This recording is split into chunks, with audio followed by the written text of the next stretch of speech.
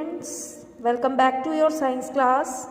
In the previous sections of the videos, we were discussing our chapter number 17, stars and the solar system, and we have studied up to the topic comets. And for today in this video, we will continue our chapter meteoroids, meteors and meteorites. Meteoroids are small, rocky, irregular heavenly bodies that revolve around the sun.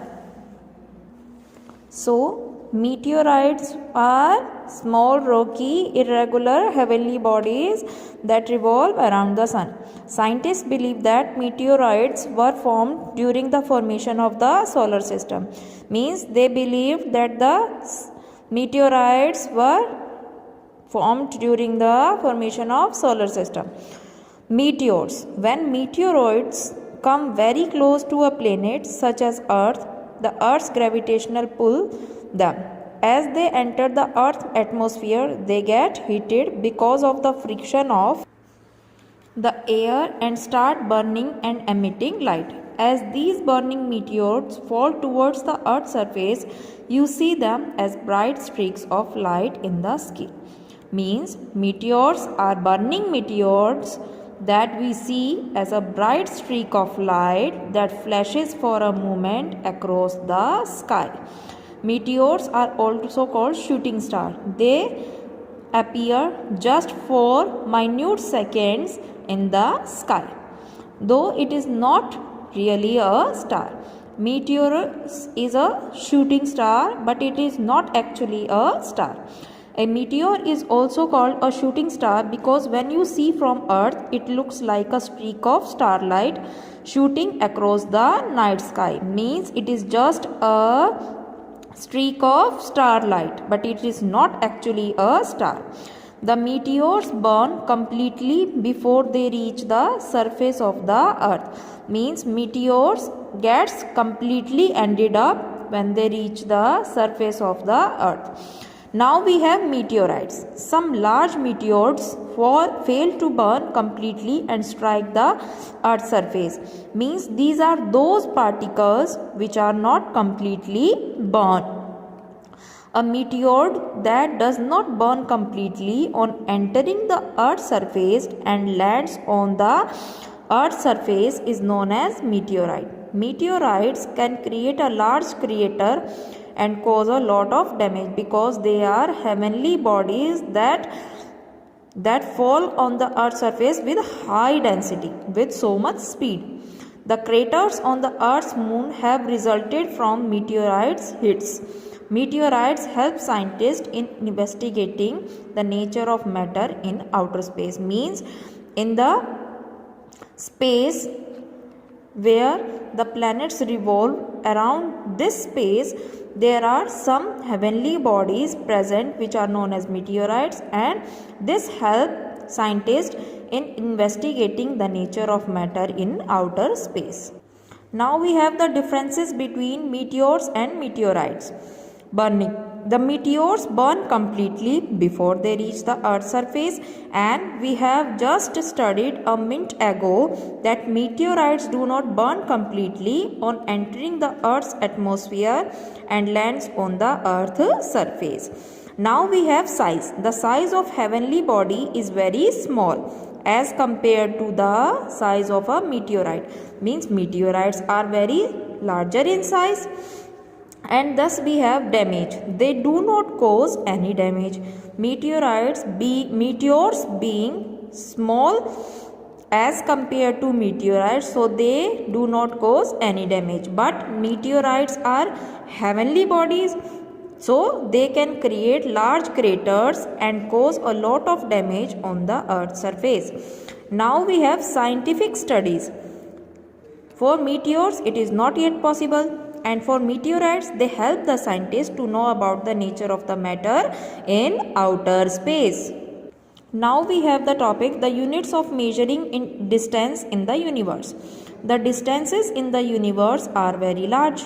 Kilometer is an extremely small and inconvenient unit to express such large distances because there are very much distance between the two planets, and the gap between the sun and the planet is very large.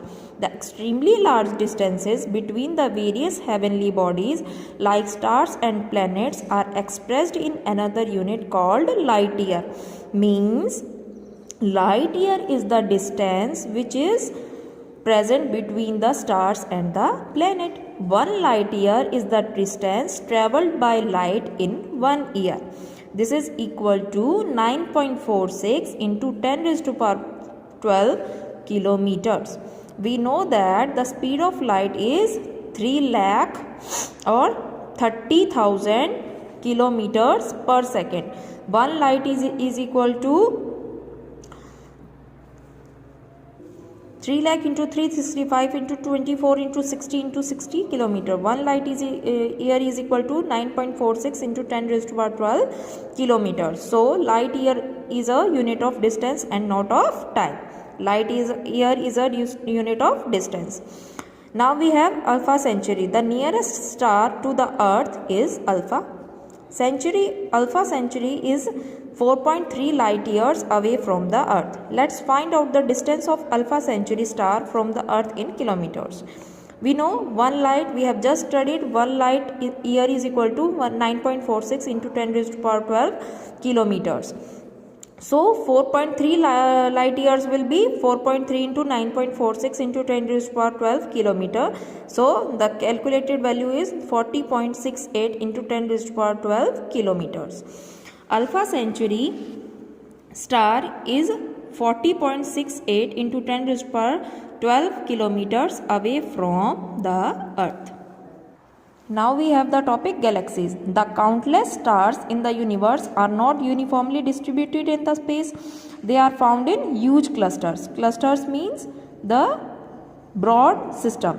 A large group of such stars, nebulae, cloud of dust and gas in which a star is born, and other heavenly bodies bound together by their own gravity is called a galaxy. So what was the galaxy? Galaxy was a large group of stars and other heavenly bodies that bound together by their own gravity. In fact, galaxies are the building blocks of the universe. According to one estimate, there are about 10 raised to power 11 galaxies in the universe. On an average, each galaxy has 10 raised to power 11 stars in it. Depending on their shapes, galaxies can be spiral means this form, and elliptical and irregular. Now we have constellations. Many of the stars appear in groups forming patterns. The stars that appear in the form of closed groups and form recognizable shapes and patterns are called constellations. Means what were the constellations? These were the stars that appear in the form of closed groups and form recognizable shapes and patterns. So far, 88 constellations have been recognized and named. Each constellation has been assigned a name signifying an animal, a human being, or any other object that it appears to resemble. The constellations appears to move in the sky from the east to the west because the earth rotates on its axis from the west to the east.